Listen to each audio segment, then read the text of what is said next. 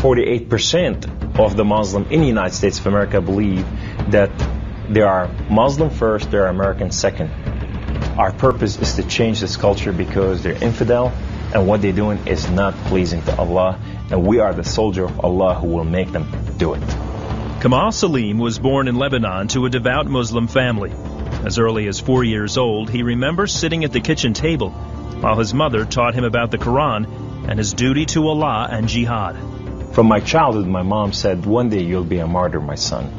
You will die for the sake of Allah and you will exalt Islam. She said, if you kill a Jew, my son, your hand will light up before the throne of Allah, and the host of heaven will celebrate what you have done. Kamal was 7 when his parents sent him to Muslim training camps to learn to use weapons and engage and kill the enemy. The boys were also taught another, more subtle form of warfare. We were training for what's called culture jihad, which is shifting cultures. Culture jihad it's unlike the sword, unlike the rifle, it is the jihad that will come into your world. By his 20s, Kamal was chosen to wage cultural jihad on America. In Islam, liberty, freedom, monarchy, all these are idols, and these must be brought down. So the liberty that you have in the United States of America, it's anti-Islam. So America must be changed. So I moved to the Bible Belt specifically.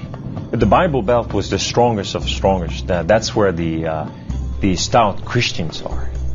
And I want to take on the best of the best because I considered myself as a sword of Islam. I thought I'm anointed, I'm unique, I'm selected. I'm coming to a country and a culture to change it, and I have the power of Allah with me. In the early 1980s, Kamal entrenched himself in a small Midwestern town. He began targeting men from poor neighborhoods to recruit them to the Muslim faith. But one afternoon, his life would be in the hands of those he hated the most. I was going from one place to another to do a recruitment, and that day I had a car wreck. The car wreck was so severe, I ejected out of my car, landed on my neck, broke my neck in 2 places. This man came running to me, and he said, don't worry, we're going to take care of you, and everything's going to be all right. The ambulance came and picked me up, and now I go to the hospital. The orthopedic surgeon in the emergency room looked at my chart, and he just said, son, we are going to take care of you, and everything's going to be all right. The second day, I wake up in the hospital, and this head of physical therapy, come and read my chart, and he turned around and he said the same thing, word for word, we are going to take care of you. At first, Kamal was frightened by their words, because these men were all Christians. You see, in terrorism, if they said we're going to take care of you, you'd better run. Surgeries to repair Kamal's broken neck were successful, but recovery would take weeks.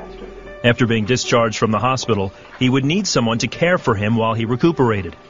Kamal had no one. So the orthopedic surgeon opened up his own home to this stranger. In his home, they put me in the choicest room, in the most beautiful thing. I became like part of their family. They didn't see me any different. And now they have a basket that says for Kamal. They put in money to free my bills from the hospital. Kamal was overwhelmed with the outpouring of Christian love. As he recovered, he began to help out around the house with cooking and cleaning. They have Jewish friends, they came from Israel, that they support, And now I'm hugging Israelis and I'm cooking for Jews. I'm going, what has happened to me? When Kamal was able to take care of himself and return to his apartment, the doctor had another surprise for him. He said, this is the keys to the house, and here's an extra key. This is your new car. We just want to bless you. You can come anytime you want.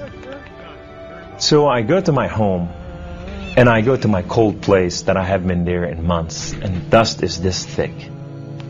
And I just gotta settle this issue with my God to know that if it's real or not. So I walk inside, I shut the door, I go right in the eastern window, and I fall on my knees, and I put my hands to the heavens, and I cry up to my God. Allah, Allah, my Lord and my King, why have you done such a thing to me? I'm okay with the car wreck. I'm okay with all this, but why did you put me among Christians? I'm confused. These Christians and Jews, they're good people. There's nothing wrong with them. They don't want to kill us. They're not the same thing that I learned about them.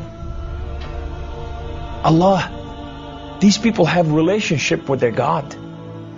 These people, they cry out to the God and they answer them. I want to hear your voice. I want to hear you love me. If you're real, speak to me. I want to hear your voice. Guess what Allah said that day? Absolutely nothing. Kamal felt that because he questioned his faith, the honorable thing to do was to end his own life. So I went to reach out my guns and put it in the right place and clock out. I heard the voice. The voice knew me by name. He said, Kamal, Kamal, Kamal, why don't you call on God of Father Abraham and Isaac and Jacob? And now I fell on my knees and I put my hands to the heavens immediately as I heard the voice, and I cried out with every fiber within me, God of Father Abraham, if you are real, would you speak to me? God of Father Abraham, if you are real, I want to know you. Well, God of Father Abraham came to the room, and he filled the room with his glory, and his name was Yahweh. The Lord is one. In his hand, he has holes in his hand. He has holes in his feet. His name is Jesus. I said to him, who are you, my Lord?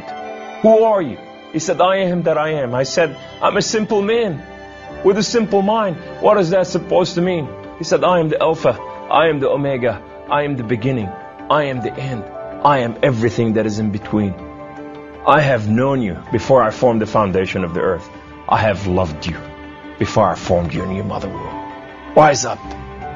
Rise up, come on. Kum. You are my warrior. You are not their warrior. And I said to him, I said, my Lord, I will live and die for you. He said, do not die for me. I died for you that you may live. That day, instead of taking his life, Kamal gave it to Jesus. He now has a new mission and travels the country challenging Muslims to question their allegiance to Allah.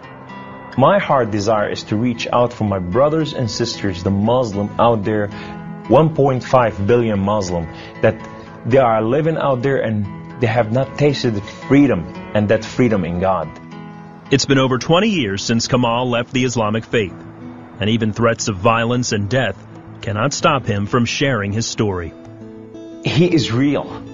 You know, and if you never experienced God before in your life, if you never tasted God, and if you think you got nothing to lose, when you're sitting in your home, whether you're a Muslim or a non-Muslim or a non-Christian or whatever you are, say, call on God of Father Abraham and Isaac and Jacob, and say, if you are real, speak to me, I want to hear your voice.